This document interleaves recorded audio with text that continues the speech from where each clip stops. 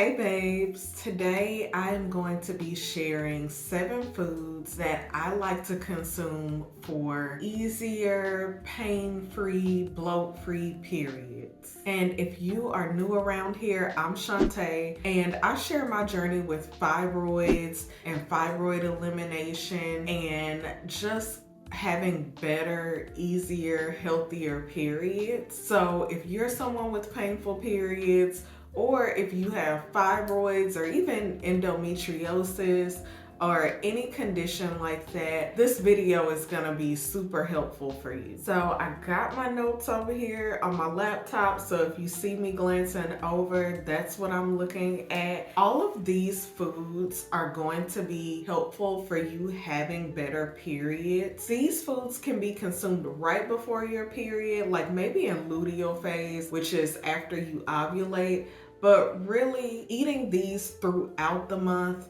anytime is definitely going to help you have better periods no matter what time you consume them. But especially those 2 weeks before my period, I like to ramp up the consumption of these foods because I do find that they can be super helpful in reducing period pain and even bloating. The first food that I find helpful when it comes to painful periods, specifically pain, is pineapple. And this is kind of new for me. I think it was like last summer, I really got into this big pineapple kick, and I would juice pineapple, cucumber, and mix that together. Sometimes I'd add a little bit of ginger to it, but I'd juice that together and then combine it with some coconut water, and it kept me super hydrated all summer long, which is super important before your period too. What I noticed from drinking this concoction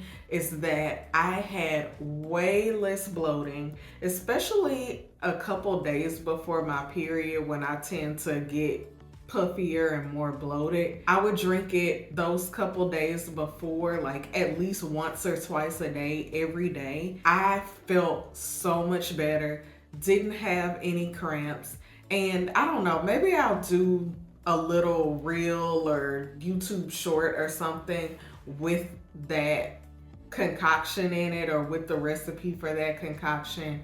It's super simple, but I found it to be super helpful. And cucumber is another way to add some hydration as well, because cucumber is mostly water and it has lots of other minerals and even electrolytes in it. So it's a super hydrating drink. The other plus to eating pineapple is that it does help with your digestion. So that's why if you eat more pineapple, or if you get on a pineapple kick like I did, you might even notice that while you're eating it, your digestion is better and you're having less bloating. The next food that I like to incorporate into my diet to help with painful periods is turmeric. Honestly, turmeric can be a little bit more difficult to incorporate outside of juicing because it's not a food that in America we eat a lot of, or we really incorporate a lot into our diet. But some easy ways to incorporate turmeric is through making like curries, if you like curries, or even soups and stews. I find that it's easier to incorporate it that way, or to juice it. One thing about this root is that it is going to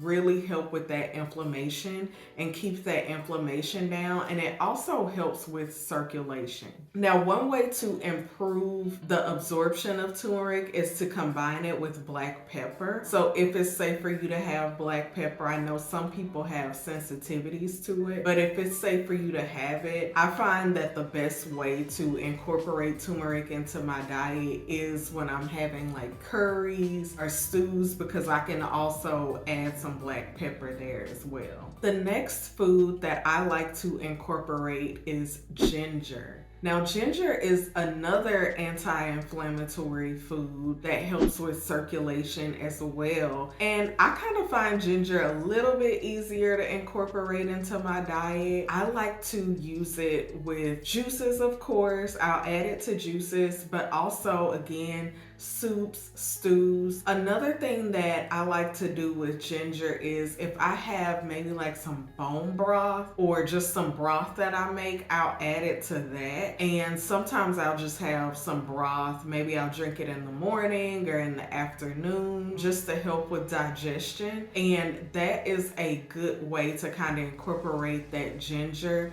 If you are a little bit more sensitive to it, I find that the flavor is not as intense whenever I have it in soups or stews. And speaking of broths, the next food that I like to consume for better periods is broths. Now, you can do either bone broths or broths that you make from veggies that you have. The reason that I like to incorporate broths into my diet before my period and even during my period is because broth is a warming food. And so it's going to help you get those nutrients, it's going to help to hydrate you, and it's going to help to warm the body without having to really digest as much. So it's going to be easier on your digestion, especially at the end of your cycle and the beginning of your cycle, where sometimes your digestive system can be a little bit taxed. The next thing that I like to incorporate for less painful periods is nuts and seeds. Now, this can be,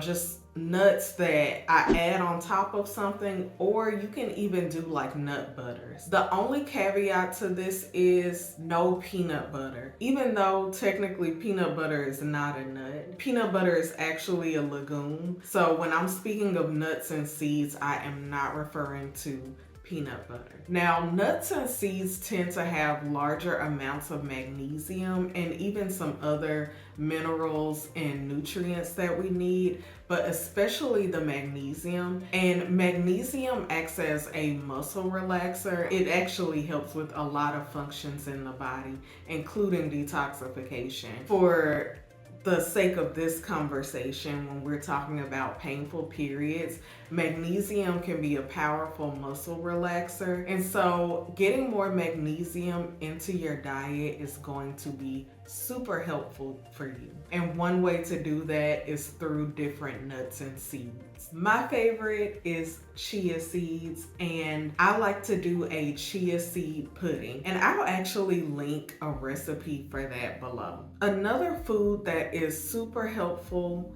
for painful periods is oily fish. Always stick with wild caught when you are choosing a fish to consume. So anything like sardines, salmon, and the reason being is that these fish tend to have more vitamin D in them. They tend to have good amounts of vitamin D. So usually before my period, especially again at the end of luteal phase, I eat a bit more fish or a bit more salmon. And in addition to you getting more vitamin D, which is going to help with that inflammation, these fish do tend to have some magnesium as well and some omega-3s that are going to help with inflammation too. Another plus to eating more fish or more oily fish is that you are going to be getting more protein and fat into your diet at the end of your cycle with these foods. And so you might find that you actually have less carb cravings when you are eating more protein and fat. Just keep in mind that you want to stick with wild caught fish because we want to avoid getting too much mercury into our system. And last but certainly not least, probably one of your favorite things is chocolate, but not just any chocolate. You want to stick to dark chocolate. I would say at least 70%. The more dark chocolate, the better, or the higher the dark chocolate content, the better. Another alternative is cacao powder. I actually like to use that for smoothies. I actually have a recipe on my blog for a chocolate chia seed pudding that uses both cacao and chia seeds, so it really packs that punch as far as the magnesium content, and I will link that in the description. Cacao powder or even dark chocolate are two things that you can consume that are going to give you more magnesium and copper and other vital nutrients that can be helpful in having less painful periods. It's okay to get your chocolate on. Just be careful if you're going to do dark chocolate about, again, consuming a chocolate that is lower in dark chocolate because you don't want too much sugar. I hope you found this video helpful. I'm actually going to link another blog post called How to Get More Magnesium. That is going to be helpful if you have painful periods. Getting more magnesium is going to be crucial for you. So I will link that in my description. And let me know in the comments if any of these foods are at the top of your list and how you plan to incorporate them into your diet. Thank you so much for watching. Here's another video that you'll find helpful too.